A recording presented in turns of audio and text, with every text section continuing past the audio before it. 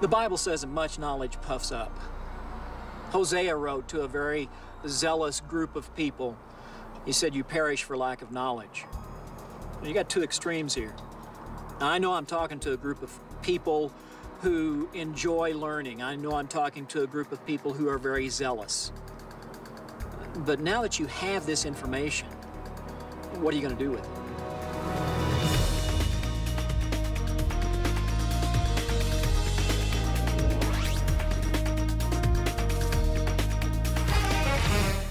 I get to teach you 4 questions. These questions will stand you in good stead no matter what the topic, creation, evolution, it doesn't matter what the topic is.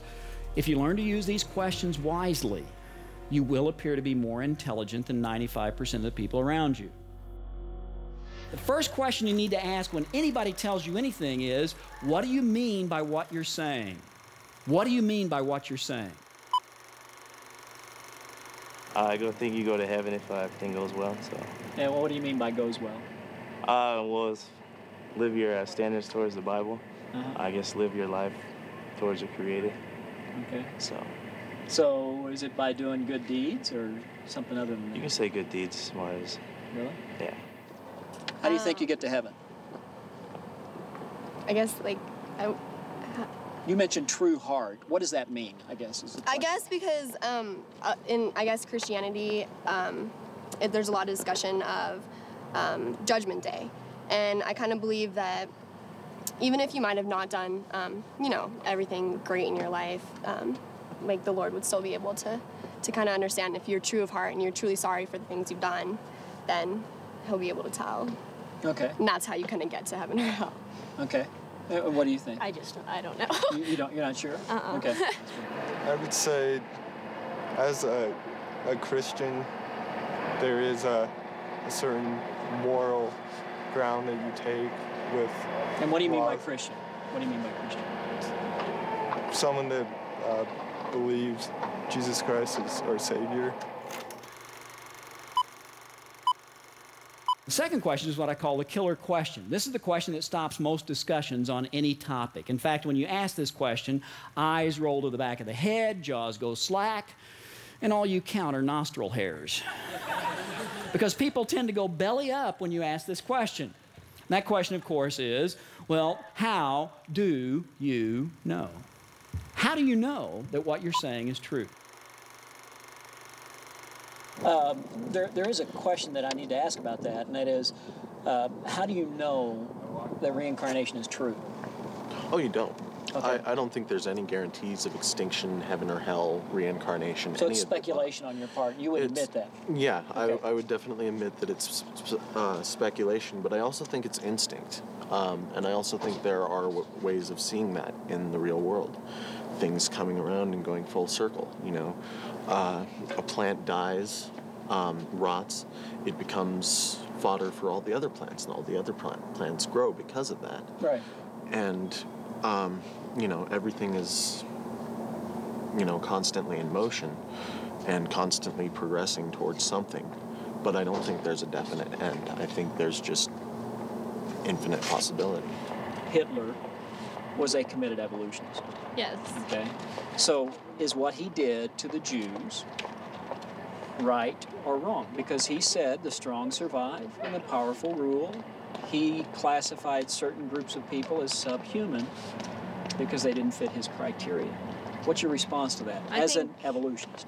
As an evolutionist, never called myself that before, but I would say what he did morally was wrong. And how do you know it was morally wrong? Well, you don't. I mean, according to him, it wasn't morally wrong. So in his views, it's not morally wrong, but in my views, it is. So then, who are you to impose your values on Hitler? Hitler's dead. When you're dead, you're dead. Okay, so then... There's no... How do you know? When you're dead? How do you know that that's what happens when you die? Because you said it's extinction. How do you know? Because I remember watching my grandfather die. I remember seeing this lonely look on his face. I don't remember him being like, great, I'll see you guys in 50 years when y'all pass on. It was, he had a faraway look in his eye and it was lonely. Right. And you knew he was done for. The next question is also a great question to ask. And that question is, well, what difference does what you're saying make in your life? Or, so what?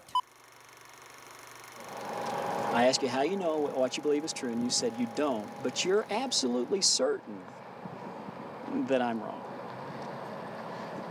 That's pretty judgmental. Yes, I'm not absolutely completely positive that you're wrong. I'm saying for my own personal spirituality. So you're saying it's truth for me, but not truth for you?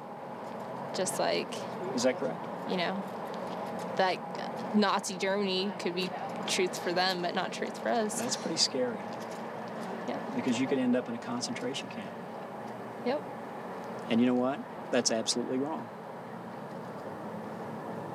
And I can say it's absolutely wrong. Yes, you can. Because I see that there is an absolute standard by which we can judge things. I didn't make it up. It's revealed.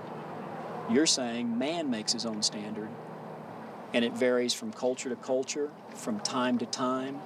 Yeah, but not year from time to, to time. How from time to time? You said Germany and United States. Was slavery wrong? Supreme Court, 1858, Dred Scott decision, ruled that black people are nothing more than property. Was that a right decision or a wrong decision, Natasha? At the time, it was right, but now I would say it's wrong. So it varies I'm not, not just from country to country, but it varies within the country. Yes. And I'm saying that's scary. What's the purpose of life? Yeah. Well, scientifically, excuse, you know, Just to hopefully this reproduce. isn't prude. Yeah, you go out, you have kids, you die. Okay. You know, the race continues. Through culture, life has become now more about, you know, maybe do something with yourself. Maybe get married, fall in love with this person. If you're a human being for however long you live, and then you get to become a butterfly, that would be something totally new and different. And how could you not be excited about a new and different experience like that? A chance to be something else. Or you could be a tapeworm. You could be a tapeworm. And hey, being a tapeworm might be fun, just sitting there subsisting off whatever somebody else eats. You don't even have to go to the store. You just sit in the guy's stomach. But the point is, you get to experience more. Whether it's good or bad, it's still experience, and it's still something that you can learn from and grow from. There is that old saying, anything and everything is acceptable far away from me. Exactly. Right? Yeah. You know, it's one thing for us to sit here and say, well, you know, any experience is worth the experience. But the truth of the matter is, we all do desire not what we deserve, not the justice part, but we long for grace and mercy, as you said. Yeah. Where do you get your purpose and value in life? Why do you say that his life is valuable? What gives him, is it because of what he does or because he inherently has value? Inherently Oh, both. okay. Because he has value because he is a person. But where did you get this idea of personhood? Evolution doesn't give him personhood. He's just an animal. He's no different than the dog or cat. He just happens to be a little more complex. So it's okay to kill a dog or a cat? If you're an too? evolutionist, it doesn't matter whether it's a dog, a cat, or an Eric, or a Natasha, or a Bill. Evolution is an idea, and ideas have consequences. And then finally, the last question is also a great question. It's based on Pascal's wager. He said, if I as a Christian am wrong about there being a God, then all I've done is live my life by a set of rules out of a book that has provided nothing but good and benefit for mankind. And when I die, that's all there is. But if you as the non-Christian are wrong about there not being a God, and you die, are you willing to suffer the consequences? Pretty good wager, is it not?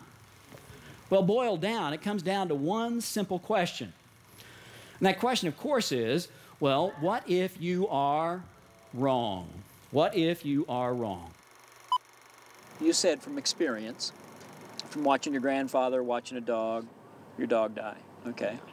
Both anecdotal at best, because you can't know everything, right? I'm not in their body.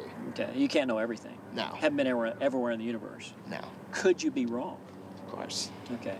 If you are wrong, and as you said, the other option is heaven or hell, That kind of leaves you in a scary place, doesn't it?